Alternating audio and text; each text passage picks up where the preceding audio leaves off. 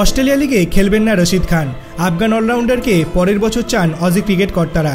আগামী Big Bash league থেকে নিজেকে সরিয়ে নিলেন রশিদ খান। এই নিয়ে টানা 2 বছর অস্ট্রেলিয়ার ফ্র্যাঞ্চাইজির ক্রিকেট প্রতিযোগিতায় খেলবেন না আফগানিস্তানের অলরাউন্ডার রশিদ আগামী বছর খেলবেন বলে আশাবাদী বিপিএল কর্তারা।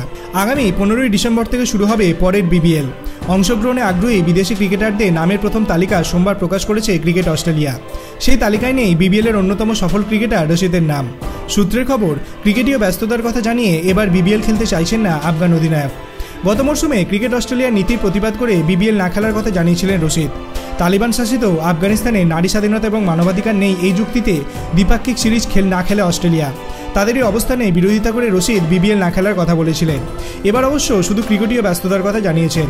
রশিদ না থাকলেও বিপিএল ড্রাফটের সেরা 10 বিদেশি খেলোয়াড়ের তালিকায় রয়েছেন তার জাতীয় দলে সতীর্থ মুজিবুর রহমান। ক্রিকেট অস্ট্রেলিয়া অবশ্য রশিদের সিদ্ধান্তের পাশে রয়েছেন। বিপিএলের এক কর্তা বলেছেন, রশিদকে নিয়ে আমাদের কোনো সমস্যা নেই। আগামী গ্রীষ্মে আমরা ওকে স্বাগত জানানোর জন্য প্রস্তুত থাকব। উল্লেখ্য, বিদেশি ক্রিকেটারদের মধ্যে রশিদ ছিলেন বিপিএলের সবথেকে দামি ক্রিকেটার। 2017 থেকে 23 পর্যন্ত বিপিএলে 68টি ম্যাচ খেলে রশিদ নিয়েছেন 98টি উইকেট। এএমআই নিউ ইয়র্কের মেজর লিগ ক্রিকেট খেলার পর রশিদ এখন ব্যস্ত কাবুলে একটি টি20 প্রতিযোগিতা খেলতে। এরপর আগামী সেপ্টেম্বরে নিউজিল্যান্ডের বিরুদ্ধে এক টেস্ট সিরিজ খেলার কথা তার। আপনার কি মনে হয়, রশিদ খান কি আগামী বছর বিপিএলে খেলতে পারবে?